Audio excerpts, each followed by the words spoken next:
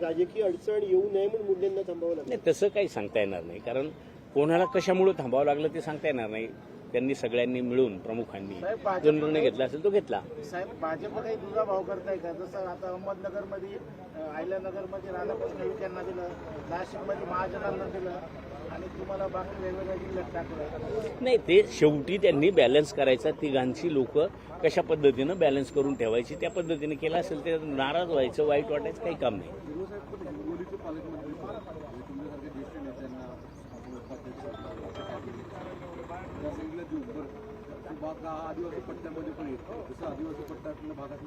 नाही, कसं आहे, मी पालकमंत्री झाल्यानंतर मी निवळ हिंगोलीचंच काम करावं असं कुठं मला बंधन घालून नाही दिलेलं. तिकडं जोडून भरपूर आदिवासी जनता आहे आणि निवड आदिवासी आहे म्हणून मी नेहमी सांगत असतो, मी आदिवासी आहे म्हणजे म्हणून मला आदिवासी डिपार्टमेंट पाहिजे किंवा आदिवासी जिल्हा पाहिजे असं काय आहे. मी जनरल जिल्ह्यातही काम करू शकतो ना. आणि तिथला जिल्हा तसा डॉक्टर यांचे मोघे साहेबांचे जावई अपक्ष आदिवासी माणूस अपक्ष निवडून आलाय, तिथं काम केलं तर कुठे काम करता येतं.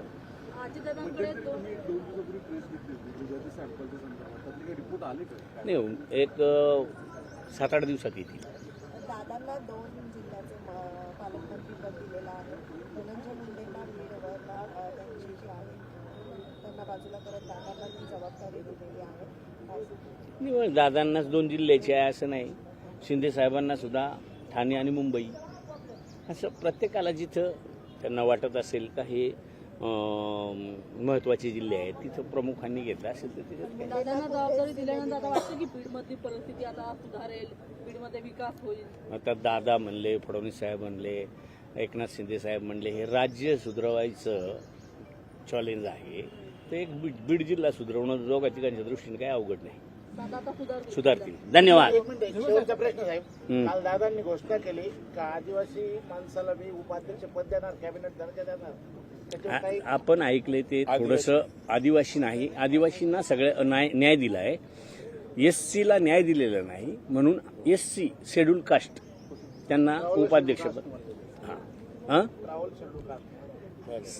हा शेड्यूल कास्ट, शेड्यूल ट्राईब नाही, तर मग तो योग्य न्याय होईल. बुधवारी राज्यपालांनी सर्व आदिवासी आमदारांची बैठक बोलवली आहे. तुम्ही याचं काय संदर्भात आहेत वेगवेगळ्या आदिवासी समाजाच्या ज्या बारीक सारीक अडचणी आहेत त्या राज्यपालांना बरेचसे अधिकार हे केंद्राने दिलेले आहेत म्हणून आम्ही त्या आमच्या भावना मांडणार आहे. शिर्डीबाबत एक प्रश्न आहे. साईबाबांचं मंदिर जगप्रसिद्ध आहे.